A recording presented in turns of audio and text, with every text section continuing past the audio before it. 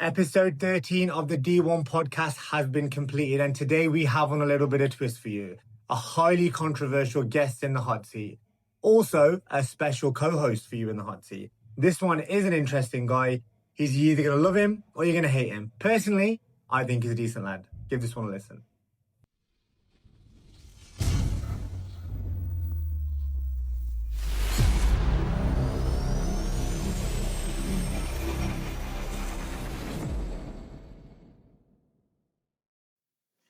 Welcome back to the D1 podcast. Today, the tables have officially turned. For the last 13, 14 episodes, there's been a different man sat in this seat, and I thought it was about time that we got to know him. Is he qualified to ask us the questions? Has he lived it? Does he have a genuine, real success story? Now, there are countless ways that I could introduce this man. I could call him the king of electronics, the king of the vehicle rental industry, serial entrepreneur. But I'm going to start it by saying, welcome to the show. Welcome to my show. The one and only Amar, my friend. My guy, thank you. And Thanks also, for joining us. No, thank you. And also thank you for doing this for a second time. Because I fucked up the last one. I'm going to be honest. I fucked up the last one. We've all been there. And it's nice to know that you rehearsed that introduction for the second time. Yeah. Maybe it was just engraved. It was you delivered, just don't know. Yeah. It was delivered with perfection.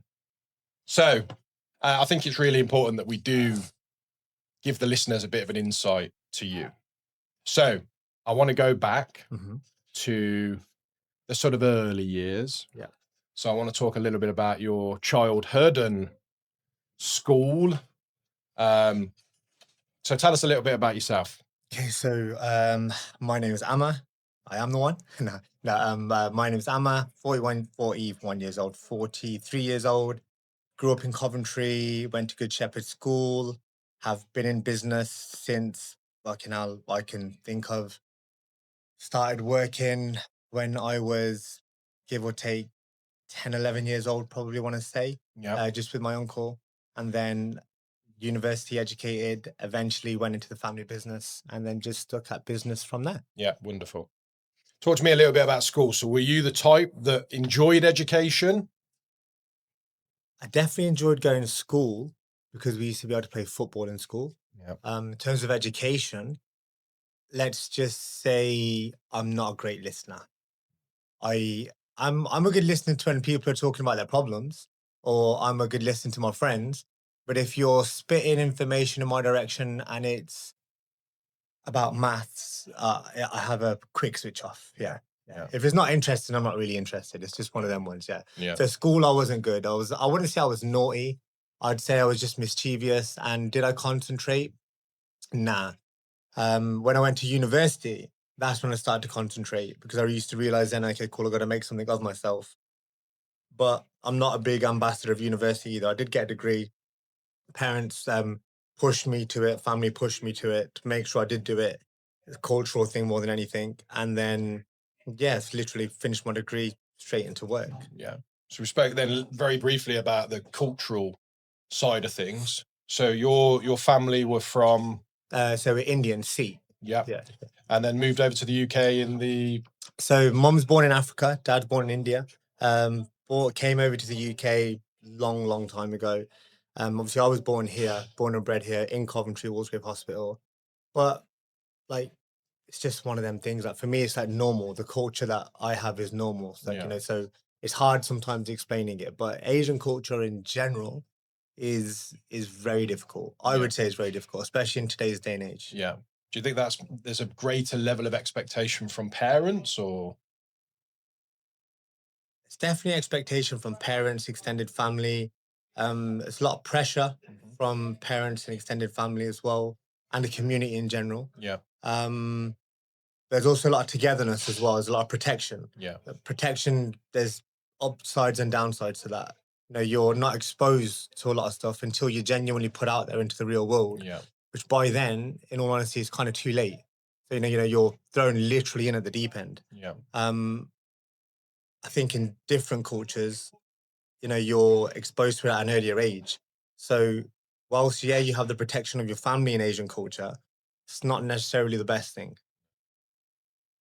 Your dad was obviously a very successful businessman in his own right. Yeah. So do you think secretly when you were at school, do you think that there was always an element of you that felt that you were going to be more business orientated and more driven in that way?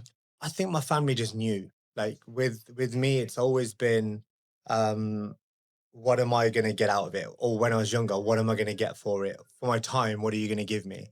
So my uncle used to take us to the markets in Northampton, and I think roughly I was like 10 to 12 years old. And he used to wake us up on a Saturday, get up at 5 o'clock in the morning. Mum would have us ready for 6, be in Northampton for 6:45, unloading his stall out. And then it was like end of the day, I was like, okay, cool. I've been here for a whole day. Didn't really know what money was. And then it was like, okay, cool, let's go home. But then I was like, well, what do I get for it? So I was always very much like, nah, if you're going to take me next week, you're paying me. And I think I was just good at negotiating from the off, like seeing my dad, especially in the shop, and the way he used to sell to people, the way he used to approach people, just listening to his conversations. I'm a visual learner. Yeah. I'm learning off you now, even the way that you're presenting. When I'm looking at myself, thinking, okay, cool, I'm always sitting like this, so I'm a bit more upright. Like I'm looking at you and I analyze. I'm an analytical guy. So did they always think that I was going to be business orientated? I'd probably think nah. They probably would have thought that that's going to be the fallback for him if he doesn't do anything in education. My sister is highly educated, so she's a PhD. She's got a couple of PhDs. Taught at Harvard University. I'm the absolute opposite of her. Whereas I'm not interested in reading a book. She'd spit out a book for you within the space of an hour. I've always been about the hustle. Yeah. So by seeing my dad and the way that he used to work, and by seeing people around me the way they used to work, for me, the hustle's always been, I love the hustle. I love the hustle. Yeah. Yeah. And it's, I think one of the interesting things is that there seems to be an inherent sort of bred trait in children that had sort of successful dads of whether there's always that, that point to want to try and prove that they can do it on their own and, Yeah. push forward in that way. So, so look, school, you weren't a difficult child, but you wouldn't say that it was something that you massively enjoyed from an educational point of view. Yeah, hate it in terms of the education. Yeah. You found yourself then obviously off to college and university. What did you study? What was the aim? So the aim was just to get me a degree. So my parents, like a degree in Asian culture, like a passport for marriage. Okay. Get your degree, then you've got clout to say, yeah, like, my son is this, my son is that. So the aim was always just to get me the degree and then go forward. I am very much, and I have always been, and like my parents will definitely, my whole family will tell you this. I don't want to say I do what I want.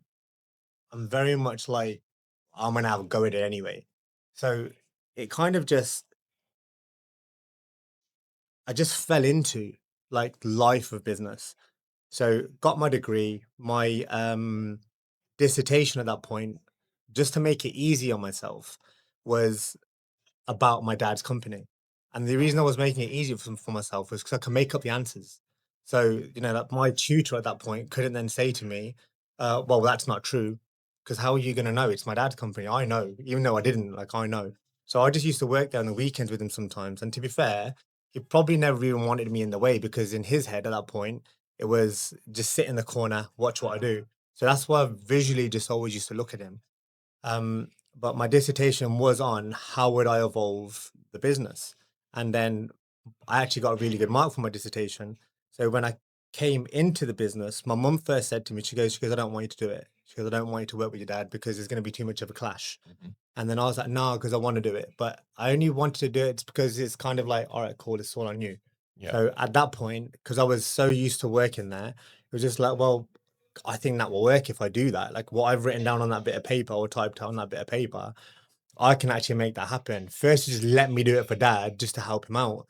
Then the more I got into it, the more I kind of, I don't want to say found my way in it, but I just became passionate about it. So the look of the logo, the feel of the page, and I just remember doing things on PowerPoint and sending it across to the web developer, then learning how to design websites. This is the day before AI. This is the day before you can just, just drag and drop. This is where you're literally designing it.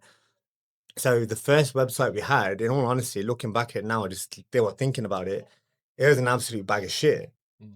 But it got me started. Yeah. And that's what, like, when people will say to me, what's the best way to go about something? My response is just start. Yeah. Just put your feet in the water and then see if you can tread water. And slowly you'll be able to tread. Yeah. So it was very much like, okay, cool. And then there was an evolution of the site. Then the site started to get busier and busier and busier. And before you know it, I'm literally like, my name's being mentioned in the right circles. And I just fell into it. It's so, like, people ask, like, like, how did it happen? Or was you pushed into it? I definitely wasn't pushed into it. If anything, I was talked away from it. Yeah. My mom genuinely was dead against it. My dad, once he realized okay, maybe my son doesn't know what he's doing a little bit, he was like, oh no, no, come here, make sure you're coming in today now. Yeah. And then it just changed. Yeah. So look, most of the viewers won't know that it's probably fair to say that your family business at that time was arguably, one of the most iconic buildings. But it was an electronics store in Coventry that was exceptionally famous. And ultimately you sold anything electronic, TVs. It's kind of what I'm in, like, especially in the Asian community, it's what I'm known for is basically as being my dad's son. But and obviously being in that company. So people don't know my name. They will know me as TTC's son, or the guy that used to own TTC. But I actually was never massively a part of it. So I was genuinely always stuck in a desk in the corner or an office upstairs doing my own thing, and then doing it for my dad. But the organization, the way it grew, honestly, Nick, it was unreal. Like, I looking back at it now, fuck, it was nuts. Like, it went from 1 million to 26 million in 3 years. So when you're that young, you're surrounded by money. So, and obviously we mentioned it on the last one. Like, my aim was, I just had a conversation with my dad, and he was like, "Well, what do you want to do?" And I was like, "Oh, goes, oh, I want to get a Lamborghini by the time I'm 24." And I was 21 at the time. I just picked up a Merc CL, and it was a nice Merc. Like, everyone was happy for me. But then he just kind of gave me this look. But he gave me a look because he didn't know. It's just that he didn't know. Like, in that day and age, like 20 years ago, like, a Lamborghini was just like, nah. But when I was 24, I was like, oh, I'm going to show you. Like, I just remember waking up every day and like, I'm going to show you. Like, I didn't like the look. So, like, it's one of these things, like, I came in with a chip on my shoulder every day. So I remember, like, waking up at 6, being late to work every day because I was doing stuff online at night, and I was making sure that I was obsessed. I think that's one of the key things to point out, though, isn't it? Is the fact that, at that time, the internet had just begun. Oh, mate, I was obsessed. I was looking at everybody's website. I wanted to know why their button on their checkout button was green. I wanted to know why their checkout button was red. The thinking behind it. I wanted to know why they placed it there. I wanted to know about buyer's culture. I wanted to know about, like, clicks to checkout. I was up all night, every night, not going out. I was not going out with my mates. I was literally just working, gym, home, work, gym, home. Like, I had a PC and a whole desk set up in my bedroom. um, I was living on the internet, literally just researching every single bit of every website, from Curry's to, there's a company called Empire Direct, to Digital Direct, to that, you name it, to Richer Sounds. And, like, I ended up then eventually being at the same table with these guys. So that's when I knew I was doing the right thing. But, like, obsession at that point, like, I remember my mum coming to me and she was worried. She was like, "You're not sleeping." And I was like, "Yeah, I really don't want to go sleep, because if I'm awake, I'm missing out on knowledge here. Like, this is how I learn." Yeah. So if I can understand, okay, they've put that button in that position and they've made it green and they made the writing white, why? So I'm changing little stupid things on our site on a daily basis. This is why I learned to do it myself, because I didn't want anybody else to do it. I'm going to change that green, and I'm going to see the next week how many clicks it takes for someone to get there. Are they buying? The next week it was orange. Then I was like, okay, cool. I want to get another site, and I'm going to make that a little bit different. So I'm going to keep this site the same. I'm going to put that site like this. I'm going to see what the sales are like. Yeah. So whereas you think when you're online, you're buying from a different company, you're actually just buying from me. Same. Yeah. But then I was looking at, okay, this site's performing better because of that. So because I'm so analytical, I just became obsessed with data. That's why I always say that numbers do not lie. Like if you've made £10,000, you've made £10,000. You know, you haven't made 99999, you've made 10. But if you say you've made £10,000 and you've only made 8, you've made 8. Like, shut up. Yeah. But I was so analytical in the data, and I was so obsessed in how everything worked. It kind of just like I didn't know what was going on. So companies are coming to us, and the people that I'm sitting on at that point, they're coming to us with, "Oh, you've done well. How have you done it?" Honestly, I couldn't give them an answer. No. All I just knew is that I was meeting Krishna from affiliate marketing tomorrow because I had a meeting with them. I'm going into QVC buildings the day after because I want to sell to them. You know, I want to supply Amazon because I want to supply to Amazon. You know, I'm meeting Graham from LG the next day because I want to buy a container. Then I'm going out to China because I want to bring my own brand in. I'm going to source my own TVs with containers. It was just such a crazy time. Yeah, and obviously at that point you'd seen a gap in the fact that so much of it back in those days was based on you needed to go into a store and you met someone and they would identify what you needed, and you realize that all of a sudden, like a lot of the world, everything was at the touch of a keyboard. I was just making it easy. That's it. Like, as soon as you click to buy, or if I've got you on the phone and I'm making you my best friend and I'm learning on what my dad's done and how he's selling and how he's approaching it, I'm taking his approach of, shoulders in front of you, chest out, shoulders back, and, you're talking to the person directly in the eye. Over the phone, I'm making you my best friend and I'm doing the sale. And if I say to you, that's being delivered to you on Wednesday between 7 and 9, that's hook or by crook getting to you by 7 to 9. Like if it doesn't, I'll make it up to you. Yeah. But like the value that I used to add, and that's what I've taken on in different industries. The idea is add value to your organization, which is what you did as well, which we did what we discussed in yours. Add value to your organization, and that person will always come back.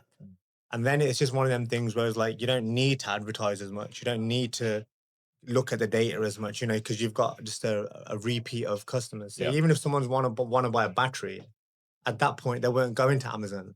They were literally they were going to Amma because Amma's really nice over the phone. Yeah. So we ended up having had my own call center, had 7 people on the phones, 6, 7 people on the phones. I had a manager. Had 10 vehicles going out every day, delivering throughout the country, just sectioning it off.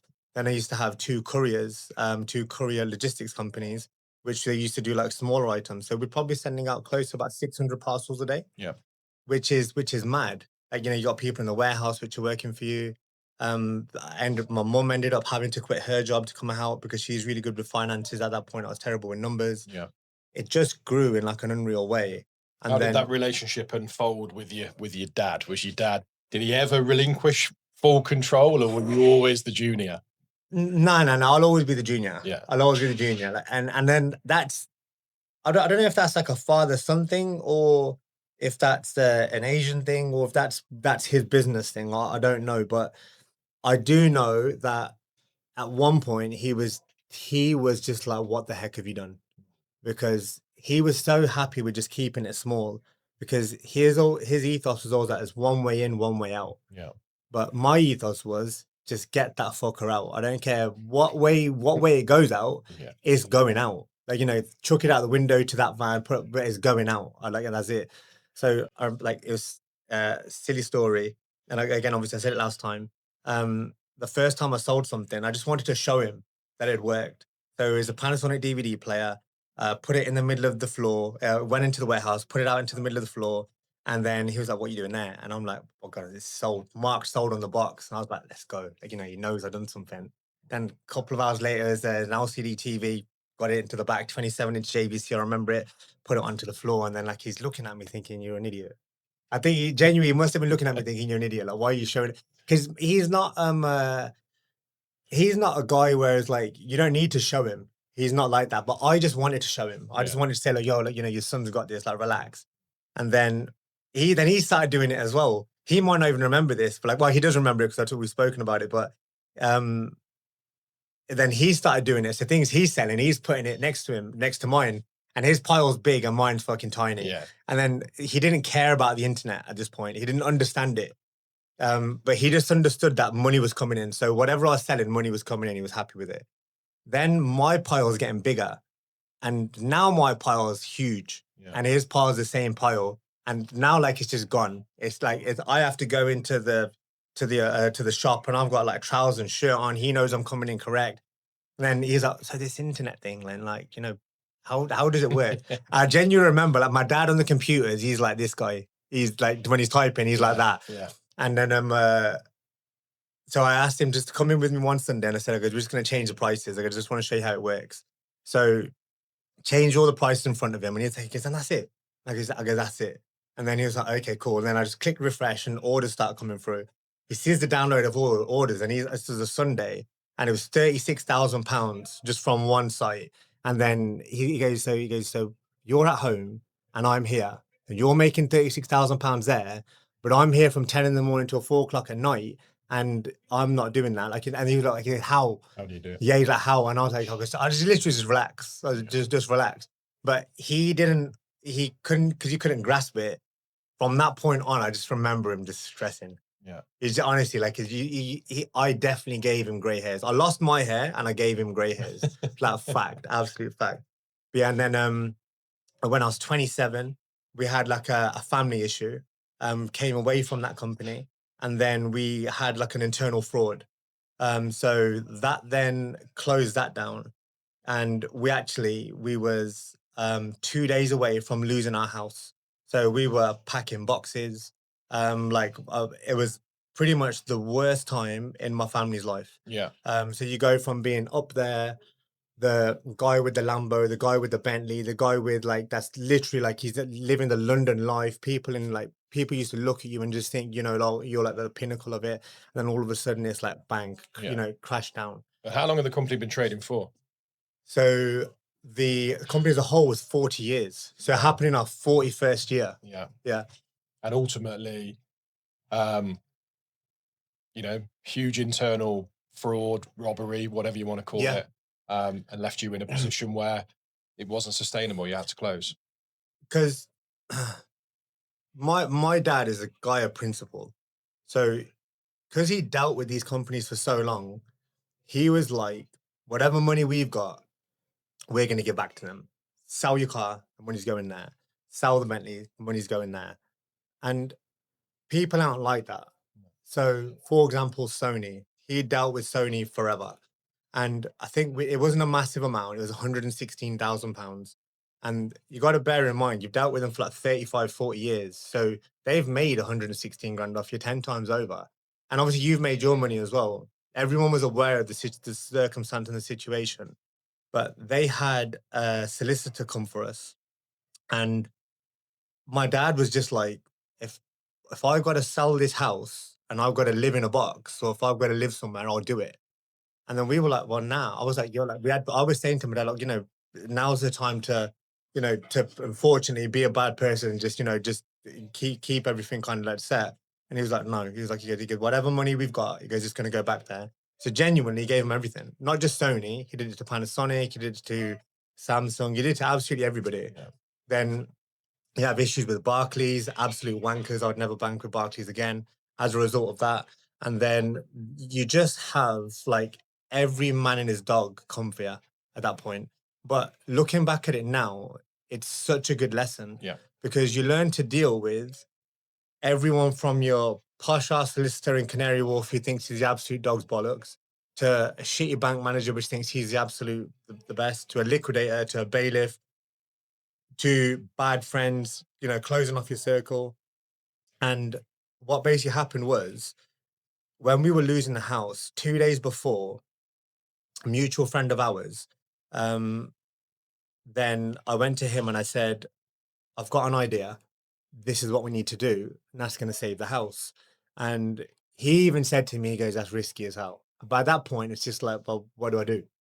Like, you know, you got no option.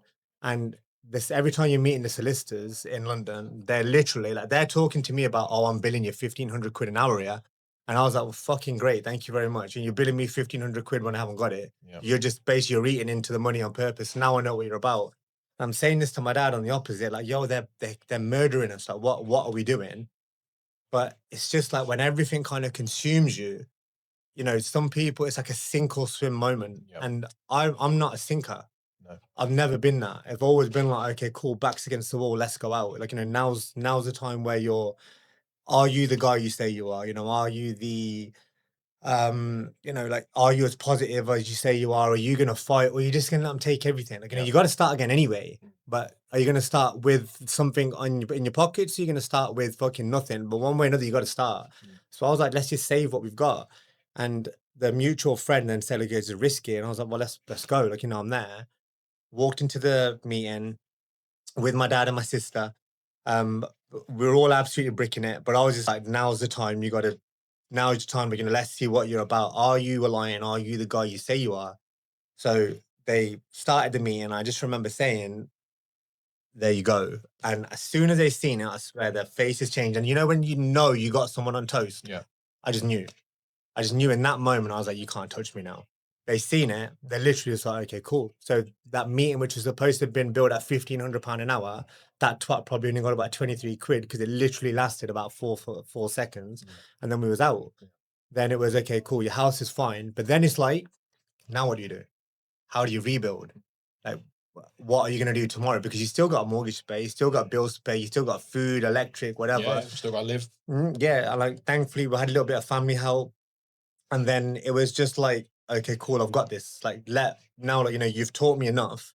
Let me go do what I've got to do. Let me figure out my path as well. So I went down endless avenues, bro. Like, fuck, like what I've worked in investments, I've done consultancy for Google. But because I had the confidence in myself to know, and I had it on my CV that I've taken a company from 1 to 26 mil, it opens doors. Yeah. And you know, I've always been a confident person. I've never shied away in a business environment. I don't need to be shy because I know I've done it. So if someone was to say to me, like, you know, how would you do this? I'd be like, well, in my opinion, this is what I would do. And I might not be right, but you know, because it's logically makes sense to them. They're like, okay, cool, he's got something. And then I just slowly just like started building myself up. Have you and dad ever had that conversation in terms of if you could turn back time? You know, would your dad still do the same thing? You know, would he still say, no, we're paying all these people? He Yeah. would absolutely pay him. Yeah. And Being really as that much as, loyalty. oh man, as much as he hates Barclays with a passion. Even now in the company he's in, he'd never touch Barclays again. Um, he probably would. He still loves Sony, loves Panasonic, he loves all of them. But in his head, if morally it's not right, like what's right is right and wrong is wrong. Yeah. In his head. Yeah. So if he's bought that TV, one way or another, he's paying for that TV. He honestly, even if it means he's selling the shirt off his back, he'll do it. And that's where it's like, it's it's it's amazing to see it. It's lovely to know that people are like that, but the world ain't like that. No. Not even close. No. Not even close. But Dad's just a man of principle. He has arguments with people all over the time, even the industry he's in now. He has arguments with them all the time based on principle. My sister's the same as well, based on principle. You're right, you're wrong, you're wrong. You know, there's no black or white. But life's not like that. No. Life's not black and white. No. And that's where I'm kind of different. Whereas like, I'm not saying I'd screw someone over, but I can assure you, if you come for us, I'll go straight back. I'll go straight back for you. Yeah. I'm very much like that. Yeah. Do you think that's been sort of drilled into you even more because of those circumstances? I just realized at that point, like, because people don't give a shit. They genuinely don't care. Like, you know, you can have and I had it. You know, you will have people that will come out of the woodwork when you're up here, but when you're on the bottom, like, and they'll happily just spit on you, but then when you go back up there again, then they're your best friend again.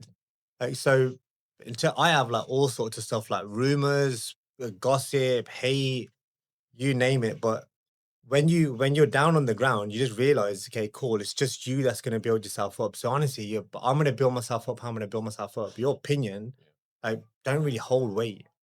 Genuinely, Would you say over the last 20 years that, you see, for me, I find that the idea or the the thought process behind pulling someone down because you've seen that they were successful. I feel that that's got worse over 20 years, In 30 life, years. Yeah. it's so much worse now. You're gonna have someone. You use me and you as an example. So me and you, obviously, we have a gym relationship. We have a professional relationship as well. I think we're the type of people that, well, you said it yourself when I asked you about the house, and then you was like, "Oh, but you picked me up in the car, or I did something for you for the car," and then I was like, "No, it's not my scratch. You scratch my back, I scratch yours. Yeah. You know, I did that because I love you. Yeah. Like, and you're doing that in return for me because you love me. Yeah. There's not enough of that. No. There's not enough of that. It is very much nowadays. It's not. I don't want to say dog eat dog because it's disrespectful to dogs. It's like if I can step on you and get to where you are and kick you down, I'll happily do it. Yeah. But what people forget is someone's then going to come back and do that to you. So why can it not be more so? Let's all grow, but let's all grow together. Yeah. And like we all make mistakes. We all make mistakes. Like, like there'll be endless amounts of people out there which will say that I've done them dirty or whatever. And that's not saying that I haven't, or it's not saying that it's right or anything. But I'm just saying, like in life, especially the way it is now, it's a very, very, very selfish, self-obsessed, judgmental um environment. And people kind of forget that work ethic, you can't beat work ethic. No. If someone's prepared to get up in the morning and go to work and do what they got to do, then should they be rewarded for it? Fucking hell yeah, they should. Yeah. Because they haven't just done it. Like, yeah, your success, like you're 42, 43. Yeah. So it's taken you 42 years to get to where you got to get to, whether that's successful, not successful, whatever. But it's taken you 42 years. If someone thinks that they can get that in a year, they're crazy. Yeah. I agree. They- It's almost like we've lost this idea of the fact that you do need to work hard. These things don't just naturally happen. And 9 times out of 10, the first person out of bed and the last person into bed Hmm. normally go on to do bigger, better things. Simple. It's one of the podcasts I did yesterday. Was with a lad called AJ. I was so happy he said it because he's a young lad. He's super successful in his industry, and his whole ethos was basically around, although he didn't say it like that, was around getting up early, going to sleep at a decent hour, but making the most out of his day. Yeah. So this guy gets up at 4:30.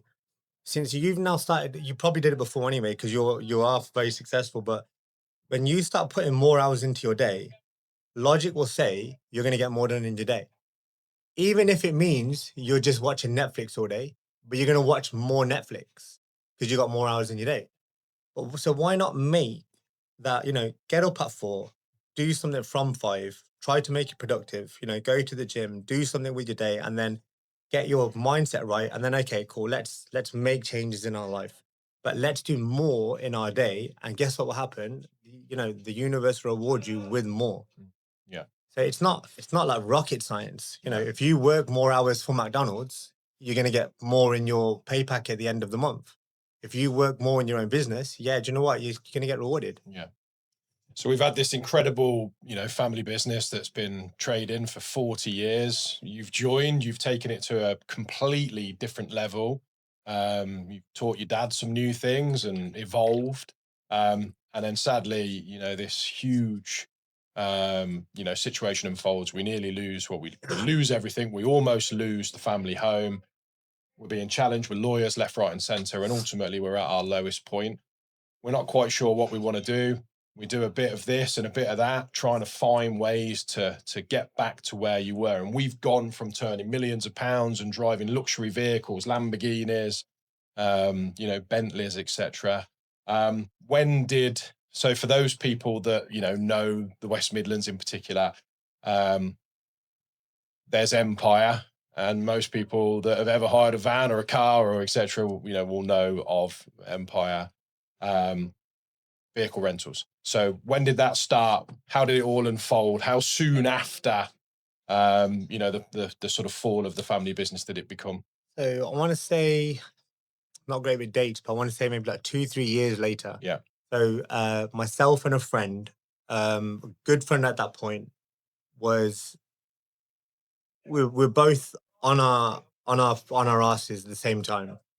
And I always say to him, I want to get back into this because I had like an investment in a company like this before. So I always said it's a good earner. And we tried a few things together. One of them was in investments, and we did well in the investments. We used to work for a company called WFW, not WFWH, sorry, CFH Markets. And we were trading forex, so we did well. We were managing other people's money. We were trading, essentially like hedge fund managers. Yeah. We wanted to come away from that though, and to come away from that, we were like, we've got to earn X amount so we can, and that was the end goal. I then had an idea, and the company that we used to own ended up going into administration separately. So what I did was I pretended to be the old owner, and I got the number from BT. So the calls are coming through because people wanted to hire from that company, and then they're coming through to my mobile. So I knew it was going to work because the phone's ringing. If the phone's ringing, Yeah. I know I'm converting. I know I'm converting. Sales is what I do. But we couldn't get the money because truthfully, we're too busy spending the money. When you're trading, you're earning money, but you're living the lifestyle then. So eventually, what we ended up doing was we just said enough's enough. So we went to the bank, HSBC, because fuck Barclays. I'm just going to put that out there again. And they gave us a £30,000 loan. I started it, and then I just said to them, I goes, when it kind of takes off, because we're going to go. So we got this loan, and then we just started hiring out 3 vehicles. Phones ringing, booking them out. Phones ringing, booking them out. And you literally it's about sales, keeping the customer happy. And that's honestly, it's just what I've kind of known from the off, because all I've ever seen my dad do is sell, sell, sell, keep the customer happy. And then it just grew. And I've always remembered this one thing. Why think local when you can think national? Same process with the website. So, but did the same thing that I did there, became obsessed with every vehicle hire company, with every owner, with every director. I learned patterns. I knew when they were when they were going sleep. I knew if they were working on their birthdays, if they're working Christmas Day. I remember like doing genuinely van services on a Christmas day, but just to make it, beneficial for the customer. They knew they could get us on a Monday to a Sunday. If it's my birthday, if I'm abroad, if I'm on a plane, you can get me. You can get him as well at the same time. And then again, the service just grew. The more it grew, the business grew. The vans, then I remember like we went from 3 vehicles to 10 vehicles in the first year. Then it was 10 to 30, 30 to 50. And then I called Daimler, which is Mercedes. And just at that point, it's just kind of like you just do what you do because you know business, right? So if you know business, you're gonna sell something. What do? You sell yourself. So I basically just gave them my pass. One of the guys did a little bit of due diligence, and he was like, "Wow." And he was like, so you actually know them people?" And I was like, "Yeah, I can call them for you now." And then he was like, "Okay, cool. So what's your plan with vehicle hire?" And I just didn't lie. I just said, "I goes, want to take over." I was just straight to the point. I goes, "I want to take you to 100, from 100 vehicles. As soon as I get to 100, this is my growth plan." And then we ended up being on 700 vehicles, but before we finished, I was one of 4 dealers in the country that had set terms with Daimler in Germany.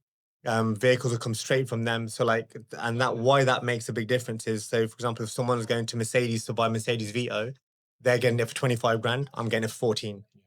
So in terms of buying power, I have buying power. Yeah. I had a £5 million credit line with them, £2 million credit line with HSBC. Company is absolutely thriving. And then we just wanted an exit. So in a nutshell, I don't want to speak bad about him because it is what it is. Just I wanted away from my business partner. And people change when money gets involved. Yeah. And unfortunately, one of them things is attitude. And I just didn't like it. I didn't like the way um I don't like the way the day was going. How long had the company been trading at that point? Oh, fucking hell. 6 years? Yeah. 6 years. So in 6 years. We turned over a good amount. Probably an understatement. So Yeah. in 6 years, we've gone from 3 vehicles to mate, 700. It was more of an explosion. If we could have kept it together in that business, like we would have absolutely nailed it. Would absolutely nailed it. But I'm a big believer in timing. I'm a big believer in life as well. And it just became like I didn't like what was going on. No. I didn't like anything about it. Like I didn't like going into work. And whilst it's kind of like passionate and you're doing it with your best mate at the time, it's great fun. But when people change, it's not great. How many staff did you have at that point? 7. Yeah. 7. We had 2 offices, one in Coventry, one in Birmingham. And we were doing well. We were doing so well. Like it was really, really good, really profitable as well, like massively profitable. So I think we were turning over just off the top of my head, maybe like 2.5 mil, couple of mil. But a lot of that was profit. So, in terms of growth, like it was absolutely crazy. We're dealing with Amazon, Tesco's, Five Guys, NHS. And then these, you're like, you've got 500 vehicles, 600 vehicles, and you're not seeing them. So you're just seeing everything on a tracker screen. Yeah. So you're like, okay, like, oh, wow. And like, you're going to Mercedes and like, I'll have 50 of them. And Mercedes are loving you. So Mercedes are now like the new version of Panasonic. And Ford are constantly like, do you want to buy some of our vehicles as well? And I'm like, nah, I don't want to deal with Samsung again because I got bad experience dealing with them before. I know how you lot are going to work. But I was so in bed with Mercedes, it was absolutely crazy. But then again, like I say, I'm not a money guy.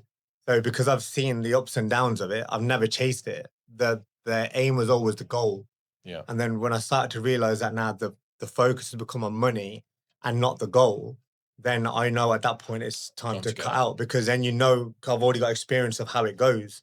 That's when the solicitors come in, that's when the banks come in, that's when the issues start to happen. And at that point, it was just like, okay, cool, time to go. So we forced that sale. I forced the heck out of that sale. And then it was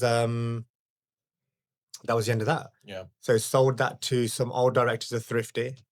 As I sold that company, as I left, I think it lasted another year. Then they were cooked. Yeah. Yeah. And do you think a larger? I was going to ask you. One of the key things for me is there's always more businesses and business owners that fail than there are that succeed. So if you were to try and pin it down to one thing, what do you think is the reason that businesses or business owners fail? That business failed. Like when you take the heart out of the body doesn't work. Yeah. And what people kind of don't realize in that circumstance is that the people that start the companies, there's 2 elements to a company. There's running the actual day-to-day, then there's running the business. 2 totally different things. Yeah. Like, again, I'm not being disrespectful. A monkey can give a van out, but doing the back end of it is totally different. Yeah. So why the organisation, the insurances, the tax, and vehicle hire insurance is the key. Yeah.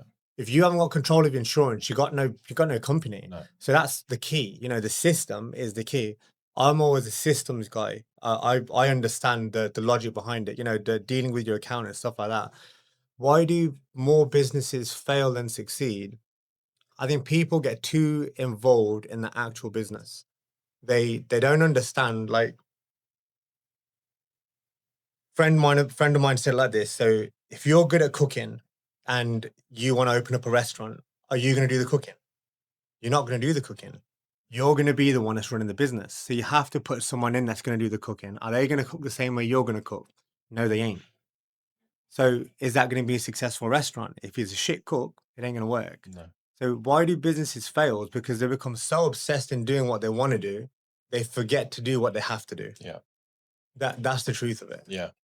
Yeah. I mean, one of the key things for me will always be that it is down to people. I think people get so lost in product, in service, and they forget who they are, why they started it, what was the reason behind it, what's the end goal. And are you adding value? Yeah. Because if you're not adding value, what are you doing? Like now use the gym as an example. So after the vehicle hire company came into the gym, what was the whole idea of coming into the gym? Because people say, like, why do you do it? And I'm like, because honestly, I really want to help people. This exposes me to a lot more people. So what are we doing here on a daily basis? That value that we add is we got the most amazing kit, the best environment. We'll make mistakes as well, but we add value back into people. People are struggling, we help them. People are falling down, we pick them up. If someone wants help, we've got you. That's probably the most common thing that we say. I got you. I got you. I got you. I got you. Like it's the most common thing that we say here. Yeah. And can you have everyone? No, you can't. But can you try and have everyone? Absolutely, you can. Do you think there's an element of that though, is that you can really only help the people that want to be helped? I've learned that a lot. I learned that a lot, more so in the past year and a bit, actually probably 2 years. You can do everything you want under the sun to try and either force the help or push the help or try and pick someone up and put them in the right direction, but you can't stop someone's habits, No. and you can't teach someone that doesn't want to be taught. It's like asking Miss Whiteman to teach me English back so many years ago. I wasn't interested. No. But now, if you used to ask me, like, I'd be like, okay, cool, I'll probably pay attention to you. I should have listened to you a little bit more. Yeah. Maybe I would have been further on my life if I'd learned to listen a lot longer ago.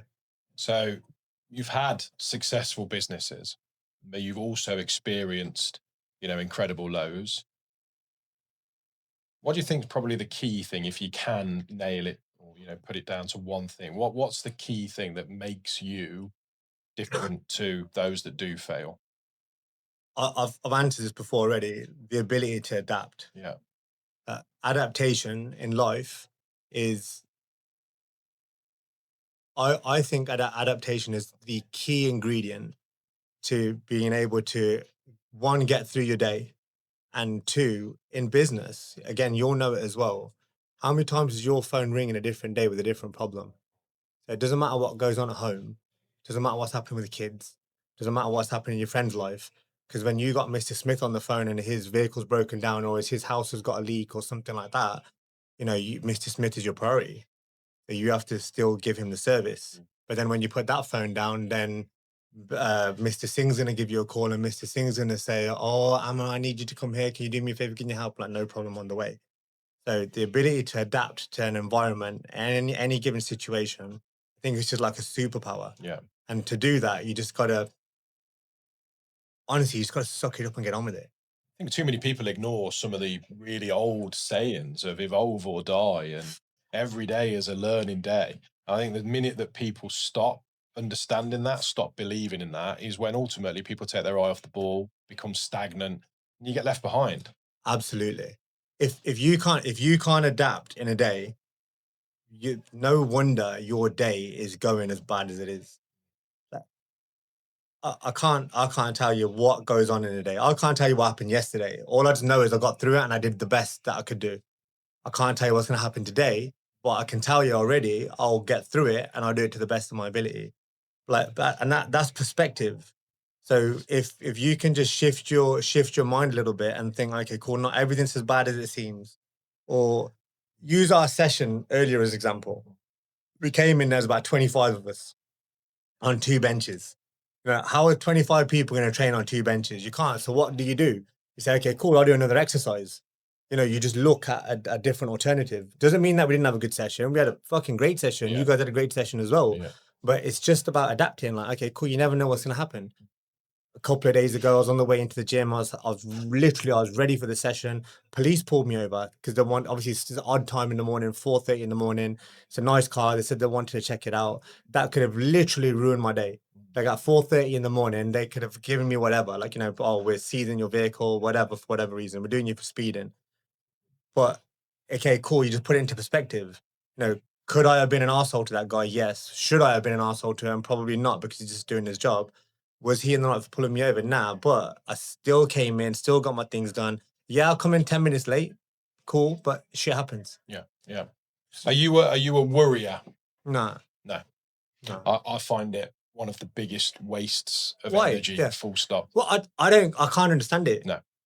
I can't understand it. Like, if I tell you where I worry if it's anything in relation to the kids. That's it. But even there, I'm very much okay. I'm just logical. Like, Sai is ill. Okay, cool. Is she gonna die? No. Is she gonna get better? Yes. What do you got to do? Give her Calpol. Give her a cuddle. It's cool. That I'm just logical. Yeah. And like, I think you said this as well. Like, worrying is such a waste of energy, and it's such a waste of good energy. Yeah. Imagine what you could do with that energy on the opposite side. You may be missing out a bit of positivity, which means you're gonna miss out a little bit of good luck. Like, worrying is a waste. Yeah, I agree. Mm. I've read multiple quotes over the last, since the time that we've known each other and the time that we've been training the things. But One of the interesting quotes that I wrote was the fact that the gym saved you. So we'll fast forward a little bit now. You know, fitness has always been a major part of your life. Yeah. Do you think that's important? Do you think that's something that everybody that is in a position of authority or power or business or whatever you want to call it, do you think that everybody should embrace the idea of physical exercise? Not just him, but I think everybody should do it. Yeah. It 1,000% saved me. 1,000%. Uh, this place in particular, where we're sitting right now, 1,000%. The person who used to own it, 1,000%. Now he's my best mate. And if I don't mention his name, because I know I mentioned it last time, he's gonna kill me. Jordan Diston, absolute human being. No, Ryan Willits. No, yeah. No, oh, and Deck Price, I gotta mention him as well, otherwise he's Yeah. gonna kill me. Fuck Danny Masters. Absolutely. Because it's a medicine. So do you train for your muscles? Muscles is a byproduct, right? Yeah. So people always used to say to me like, "Oh, you all you do is do arms," and honestly, I fucking hate training arms. Like, cool, like my arms are a bit chunky, but it's the feel good factor of knowing that you did something, you release some endorphins, you did it right, you did the right thing, then it becomes your routine, and then you do it enough, and then your body starts to change. And then when your body starts to change, as you're knowing now, like look at how good you felt this morning. Man benched 100 kg for the first time in a long time. Everyone's super proud of you, and you feel like, yo, I did something. Yeah. I did something today because Yeah. it's a small win. Yeah. Yeah, but it's not 100 kg is not a small win, by the way. No. But that's a benchmark. But it's a small win, and the more you celebrate the small wins, the more positivity comes out. So like now, for example, if I have a small win, I always do the same thing: Snickers and a Red Bull, and people will see me with the Snickers and Red Bull that know me, and also like, oh, what have you done now? Yeah. But it could just mean I just had a great phone call, or it could mean I'll have a Snickers and Red Bull after this. Like to do more than 10 podcasts is an achievement. And like I think 97% of people that start podcasts don't get past episode 10. Yeah. I've got 14 which are done. So that's a win that to me. So should people be in the gym and should people be in a positive environment? Absolutely. Yeah. And I think it would definitely help with mental health. It would definitely help with things like obesity. But the main thing is it will just make people feel better about themselves. And if you feel better about yourself, guess what? You're going to do better. Yeah. 100%. And then you're going to do better for your kids. And that's the most important thing. The training has been a big part of your life, pretty much forever. Yeah. How did it come about in terms of you are one half of Apollo, the taller half, obviously, And more muscular. and more muscular, Yeah. more handsome. Thank you. Funnier. I wasn't going to say that. I was smarter. going to say that and that. I wasn't going to say that. I We wasn't love say you, handsome. Ryan. Yeah. How did that come apart? How did it all happen? He's a cute lad. The gym was done. And Ryan doesn't mind me saying this ever. It was cooked. COVID killed it. And they were trying so hard to do what they were doing and what they thought was right, but they were killing it. God's honest truth, they were killing it. They were bleeding it dry. And when he came to me with it, my first thing was no.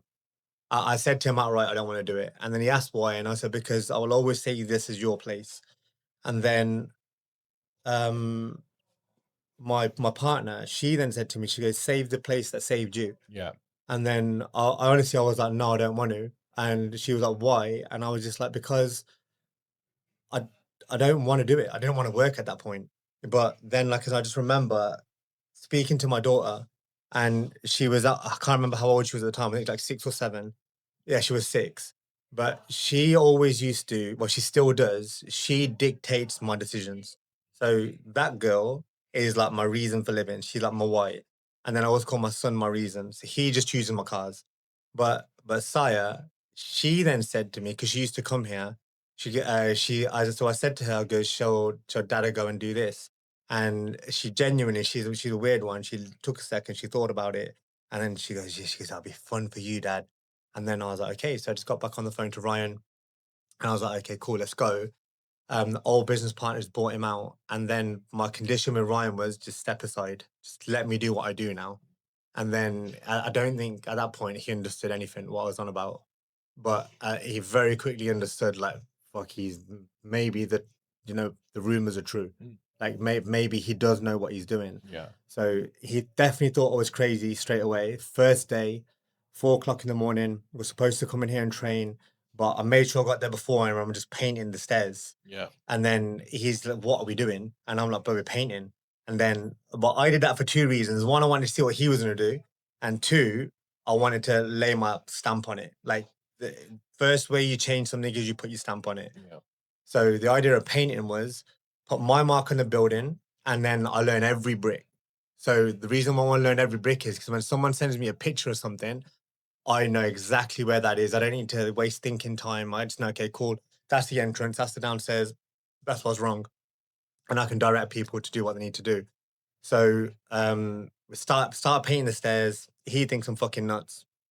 And then we get to the top of the stairs and he genuinely is like, should we get someone to paint the inside? And I'm like, no. And then he was like, oh, we'll just pay him. And I'm like, but there's no money. So like, but I've got the money, cool, but that's my money. You know, the gym's got no money. Yeah. So it's me and you are going to do it, or that's it. It's not going to happen. And then he understood it, and then it's just like, okay, cool, we're going to paint. So every spare hour I had, I was painting, and then even at that point, Ryan was still coming to terms with like how it works. So I was coming on a Sunday. I'm painting like this. So everything black I painted, everything red he painted. There's more black than red, just so you know, and he's gonna love that one as well. But he's my bro, like I love that guy. But then it's just like, okay, cool. So you're crazy, like, and all you want to do is work, but why do you want to work? And he's very much the same as me. So his kids, so his life. Yeah. So my way is to give my kids everything that I didn't have. You got to work for 'em. And then, when you're present with them, you're present with them. But, to have fun with them, be able to give them everything, you need to work. And there's lessons in the same way that my mom and dad gave me that, okay, work comes first and, and then we'll have our fun. So now he understands, okay, cool. We've built this up. So it started on 200 members. Now we're on 950. Been voted the best gym in the country 3 years running. The revenue that comes into the gym is mad. Like for folks' sake, that people like you are here. Used to be a time where this gym was seen as like just a no-go, but it's totally different. Now we're seen as a mental health pro with the best kit, best atmosphere, best environment. And that all come from just painting bricks. And that's the beauty of Apollo. So, and this is where I'll take it away from this podcast, because without the gym, absolutely, I wouldn't be the person that I am now. No. Because what I would do was I'd go back into being that same guy I was before, the industry driven guy, the guy that was chasing money all the time, the guy that wasn't interested in the relationships. Because before I'd just be bothered about squashing somebody, Yeah. I'm going to show you I'm better than you. But now it's changed, bro. I'm not just going to show you I'm better than you. I'm going to show you you can be better. Yeah. That's so much. That's so much better. Yeah. So what this place has done to me is not just change me as a human being. It's changed my entire way of thinking. Yeah. That's why like I value the heck out of it. Like, and that's my way of me putting my stamp on it. It's like, yeah, absolutely, it's Ryan's gym. Like, and I'll always say to him that I will run this as it is his gym, because for him, and again, I did say this last time, like this is his baby. Like he's trusting, like my best mate is trusting me with his baby. So what can I do if he is my best mate and he is my bro? What am I gonna give it 100? Am I gonna give it 120? So I've got to give this place 120 all the time. So if my phone calls and I'm getting pulled off somewhere, but I'm here, I'm sorry, I'm not going because my responsibility is here. Like, because one, I owe it to him. Two, I owe it to 950 other fuckers to make sure that it's kept in place. Yeah. And three, I think honestly now it's come to the point where if I was to kind of see this go down a little bit, I think I'd be like, yo, shit, fucking hell, the gym needs me. So am I gonna let it down? I'm sorry, I can't. No. I think it's probably fair to say that this, the whole idea behind owning a gym, there's probably slightly less financial reward but far greater reward in terms of the success that you see in individual people, Yeah. the help that you can give that's not financial based, obviously. Yeah. One of the things for me is really basic. I actually feel that with the Apollo now, it's almost become a bit of an experience Yeah. rather than just somewhere to go. Yeah. And I think that boils down to the idea of, we don't sit still. I don't know another gym that invests in equipment, and I haven't got a huge amount of experience in gyms, but I don't know another gym that invests in equipment the way that you have just this year alone, both Yeah. of you. But even the introduction of the cave with the cold plunge and the sauna, which obviously I use a lot, but the people that are You help here, with that a lot as well. Don't play it down. You help yeah. with that a lot. But I think, was the idea to try and create more of an experience, more of a place for people to go and have everything? Or was there something that you said when you got involved that you said, this is where we need to take it, this is what we're lacking, and this is what we need to do? Did you identify that quickly, or? So my thing with the gym is always when you step through the door, you got to have a positive experience. However we deliver that experience, that's on us. So does that always come across? Like we are not for everyone. Oh, well, I'll absolutely say that. And the reason why we're not for everybody is because, and I'm not going to blame us for that. I'm going to blame the person for that more so than anything. Not everyone's ready. No. Not everybody wants to be ready. And also, especially when it comes to training, anybody with any ability can come in here, but it's a very sink or swim environment. Like motivation, positivity, everything from the minute you walk up the stairs, sorry, and you see the lion and the wolf with the I am and the I am slogans. I am trying. I am the one. I am a lion. I am an athlete. It's all about creating positivity in your mind. Now, not everyone can understand that. The quotes on the walls, not everyone can understand it. One of them being, "You asked for my hustle, but I gave you my heart because it came with so much more." There's a theory behind every single thing that we've put on the walls, and that is because if you're having a bad moment and you look at one of them quotes, you can relate. It can pick you up. The idea behind the gym was always to create an environment where people can come in and they can use this as medicine. So yeah, we have got the best kit by far. No one locally No. can say anything otherwise. And on a national scale, there's only a couple of people that genuinely can argue it. They won't win the argument, but they can argue it. Can anyone compare with the experience which they get if the staff are on point, if we are on point? They can't, because what we offer is we offer a counseling service, we offer a personal service, we offer an experience. We better you as an individual as soon as you're ready to be bettered. But the problem is as soon as you're ready. Yeah. So some people, and I won't lie, they'll come away and say it's a toxic environment. Why are we a toxic environment? This is what Ryan used to say. How has he said that? Or how has she said that? Like, bro, they're not ready. No. Don't look at you. Look at what we did. Did you do right? Did you do what we said? Yes, we did. So don't look at you. Was your intention right? Yes. So the person's not ready. Yeah. Will they come back? And we've had it happen. They've come back and they'll be like, "Oh my God, this is the best environment I've ever been in." Because you've now realized that you was the issue. So let's go. Now you realize you're the issue. Okay, how can we support? How can we guide you? From a training point of view, bro, these guys are sharks. Yeah. These guys are dogs. Like, Yeah.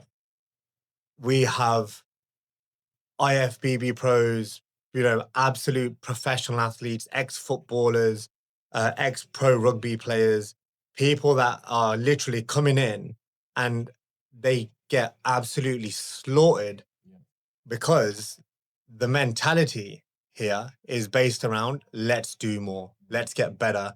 Why do 100 when you can do 101? Why do 10 when you can do 20? And that doesn't mean that you have to do 500 kg. It just means you have to just do better than you. Yeah. That's it. Yeah, definitely. Of all of the success that you've had with all the different companies, what do you think is what would be the one that gives you the most self-satisfaction? Self-satisfaction, the gym. The gym. I love the gym, yeah. Yeah. Yeah, the best experiences with the electronics company. Yeah. Like that was mad. Like Nick, I'd be getting flown off every day. First 3 months of every year, I'm not even in the country. Literally living like a celebrity lifestyle at that age. You're hanging around with celebrities. You got nice cars. You know, you're man. That was nuts. But self satisfaction, the gym. It's so there's an Indian term, Sikh term called seva, and that is basically to serve others. And that's kind of this is my version of it. So that's why like the reward, the financial reward from here, kind of irrelevant. Like it's nothing. No. It's we're lucky if we pull $1,000 a month out of this place. It's not because we put all the money back in. Yeah. So we genuinely don't take a wage out of here. Like it's not about that. No. This is about serving others, showing other people that you can be better. You know, you can do more. You just don't know it yet. No. But when we show you can do it, like we're not just gonna better you, you know, and that's gonna have a knock-on effect. You know, your kids are gonna be better as a result of your actions. You know, your wife's gonna be more happy with you because of your actions, or your husband's gonna be better because of your actions. And then that has a knock-on effect. So, you know, if your kids are positive, that's why like people will say to us about the kids, like, how come we let kids in here? Like, why the hell not? Do you want them on a street corner? Yeah. Do you want them standing outside the spa? Or would you rather them in and around good males, good females who are positive, who are going to push them, who are going to give them chances at life, who are going to give them opportunities in life? Like, imagine if someone was to come to us tomorrow and say, oh, my son wants to get into property. I'd be like, got the man for you. Yeah. Like, you know, literally sitting right in front of me right now. And truthfully, I would do that because I know you're an absolute human. Yeah. And I've experienced it firsthand. You know, Yeah. we've spoken about it you know, during my podcast. And, you know, my daughter is 16 years old. My Literally. daughter has been in this gym now for, you know, a year and a half. And she's, you know, if you look at the progress that she's made, I mean, Crazy. she's incredible now. Honestly, it's crazy. And confidence. Oh, absolutely. The confidence goes through the roof. And when someone's confident, guess what they're going to do in life? They're going to smash it. Yeah. And then when their confidence gets knocked a little bit, then what are they going to do? A gym session, because it's medicine, it's therapy. They work it out, and then so confidence might take a dip, but confidence goes straight back up again. Yeah, because you look the part, you feel the part, you're around good people. So like this is a service more than anything. Yeah, I've got probably 3 things left that I want to talk about. Okay. The first one I want to talk about is you have a huge, deeply rooted connection with obviously spirituality and religion. God is my friend. God is my friend. Yeah. Where does that come from? Is that literally from your mum and dad? Not my dad. My mum. Absolutely. My dad would only ever go to the temple if the Batman was coming. No joke. No joke. So my mum used to go to temple every single day without fail. Without fail. She still does it. Wakes up 4 o'clock in the morning. She does her prayers. It used to be embarrassing for me when I used to go out because I'd come back at 4 o'clock in the morning and my mum's waking up and I'm literally like, fuck. Yeah. Like, you know, and then she'd giving me this look like, what, like, you know, where the fuck have you been? Like, I'm waking up for prayers and you're doing this. But she would have me praying since I was young. Like there's this something in Sikh culture called a Sikh religion, sorry, called a mala, which is like you would do your prayers on. And it's 108 beads, which means you got to do a prayer 108 times. And then even there I was competitive.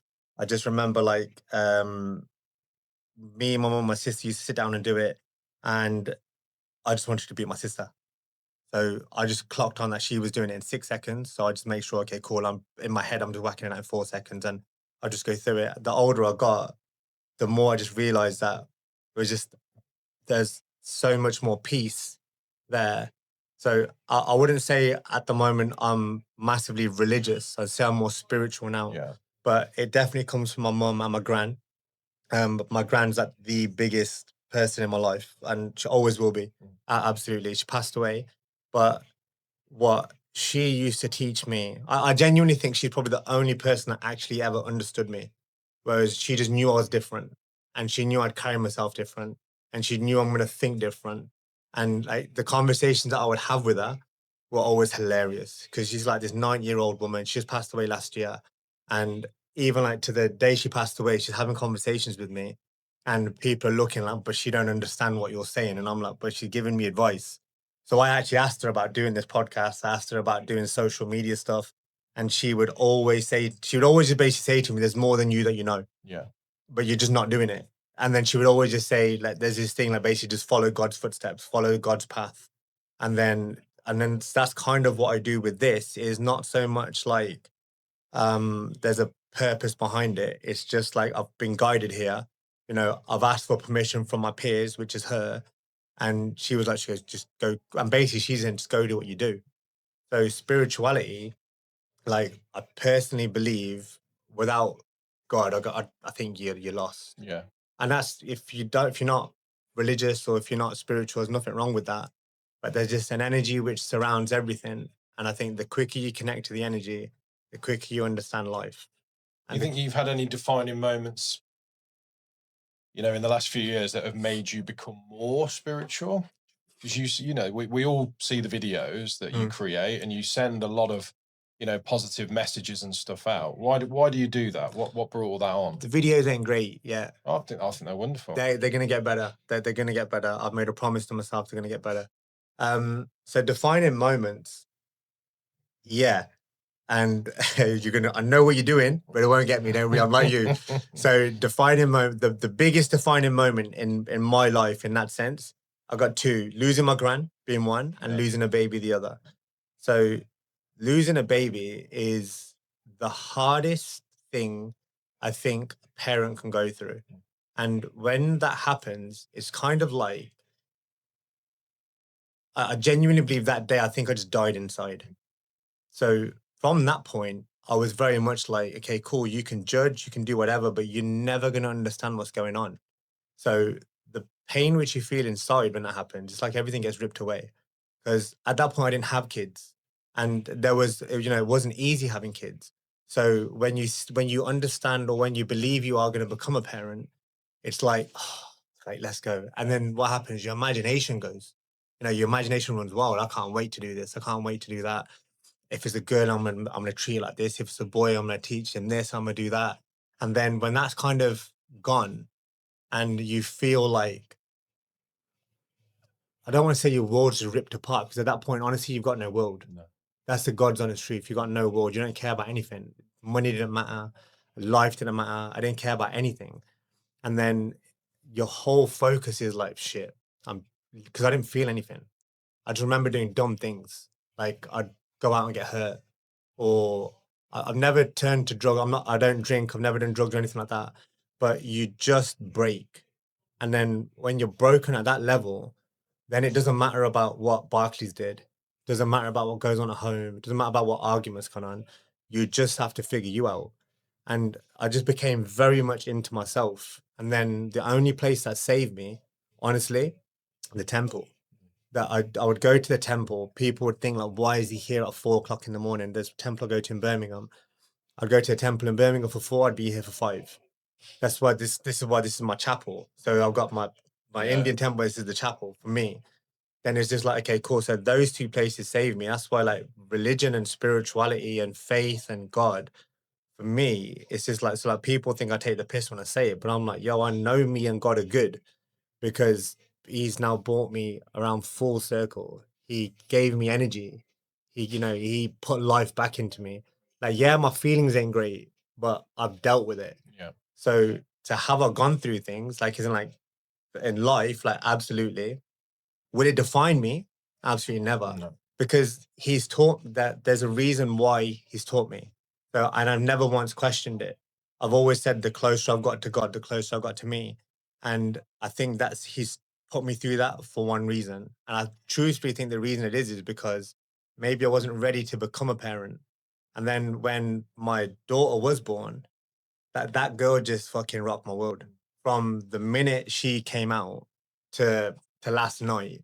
And then, like, she's just like my whole, like, she genuinely is like my whole life. Yeah. And then my son, that boy's a cannon. Yeah. Like, I don't know where he's going, but he's a cannon. So we'll come on to that now. So you got 2 children. Yeah. Boy and a girl. Yeah. How old are they now? Sire is 9. So full name is Good Sire. It means in the shadow of God. And then Assis is 7. That means blessing. He is an absolute blessing. Yeah. But cannons. They are literally gonna go after. Their mind is like my mind. Yeah. So I always say it's not what you leave for them, it's what you leave in them. And that's why, like, on obviously you would have seen, and I know you met them, but like bringing them to the gym, making them do things. I speak to them. I don't dictate. I speak to them, and I make sure I speak to them on their level. I make sure they understand. Okay, this is what we're gonna do, but this is why we're gonna do it. This is how you're feeling. This is why you're feeling it. What now? What can we do? So I don't speak to them like a parent. I genuinely I treat them like my mates more than anything. Yeah. I think that it's the single biggest Got 5 minutes. joy that we can have. Yeah. You know, as parents. And obviously your relationship with your children is no different to mine. Yeah. And they, you know, you spend every day being grateful for the moments and stuff that you get with them. I want to touch very briefly on cars. Yeah. So you've had some cars I have. in your time. I have. From what have you had? Oh man, like it's been on your post. It's been on your bedroom wall. I've had it. Yeah. Yeah. What have you got now? So now I've got a Rolls Royce Cullinan. Yeah. Black badge, just to get that in because I don't like having shitty cars. Lamborghini Aventador S, Gallardo SE, Superleggera, Lamborghini. I used to love Lamborghini. I was a proper little Lamborghini fanboy. I've had most of the Bentleys.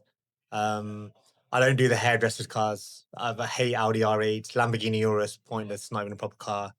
But yeah, like What do you get from cars? Why the now obsession? nothing. Now nothing. When I was younger, like Yeah. I've had Astons, all sorts, but when I was younger, it was just like it's a status thing, right? It's like, you know, got a good car, you're the man. And then it was like a speed thing. Like I want to go faster, so you get a faster Lamborghini or you get a lightweight Lamborghini. There's nothing in it though. No. When you're younger, it's great. You know, you get the attention, you get the women, you get the circles, you go into it opens up doors for you, absolutely. Yeah. But the older you get, the more you realize that there's nothing in it.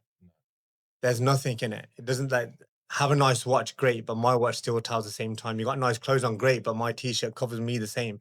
Take your t-shirt off if you got your body underneath. You haven't. So, you know, so do something about your body first. Then once you do something about your body, do something about your internals. You know, like, you know, figure stuff out in you before you're gonna do something about anything else. But things like cars, they are great. Don't get me wrong. Now I do it just to show my kids, like, but I just to show them that they're not on YouTube. My whole life just revolves around them now. But it literally is just okay. It's not just on YouTube. You can get it in real life, but it comes through hard work. Yeah. It comes from making the right choice. It comes from not crying at everything. It comes from, okay, cool, life's gonna knock you down, but yo, you're gonna get back up because dad has showed you can get back up. Yeah. It's like that. Yeah. Yeah. What would you give as your 3 key messages to anybody that wants to start a business or is going through hardship or sure what to do? If there were 3 key things. Starting a business, real simple, just do it. Yeah. Real, just do it. Like that. That's simple as that. Someone's struggling. The best thing you can do to someone is talk to somebody, but talk to someone that's got clout. Don't just talk to your mate because they're your mate, because they're going to give you advice based on them. Talk to someone that's actually, you know, been through what you're going through. If you're struggling with addiction, speak to an addict that's come out of it. If you're struggling with domestic violence, speak to someone that's come out of it. If you're struggling with your business, speak to someone that's, you know, gone through it. Don't speak to fucking a guy that's preaching business online that's never had a fucking business. Like, speak to the right person and you'll get the right answer. Speak to the wrong person, you're going to be a dickhead the same way that person's a dickhead. That be real, assess that your life, understand, sorry, that your life isn't a game. No, we're only here once. Make the most of that moment, make the most of the chances, and you'll get what you want to get. Yeah. Wonderful. Ladies and gentlemen, I think it's fair to say that we should listen. And he's been through the highs and he's experienced some lows.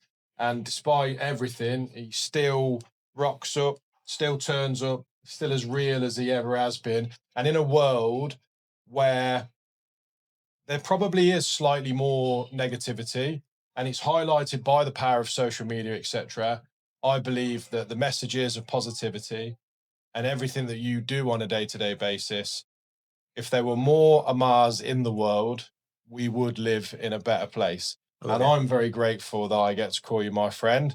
So, My bro. you are the one. Don't say my friend, my bro. My bro. You Yeah. are the one. Thank you. Amar. I am Amar. And Ryan is a dickhead. Ryan is a dickhead. Let's go. No, thank you. Because that's the second time you've done it. The first time I did cock it up. Time is the most valuable fucking thing that we have. And the time that you've given me, I absolutely love you. Pleasure. And Ryan's a dickhead again. Ryan's a dickhead.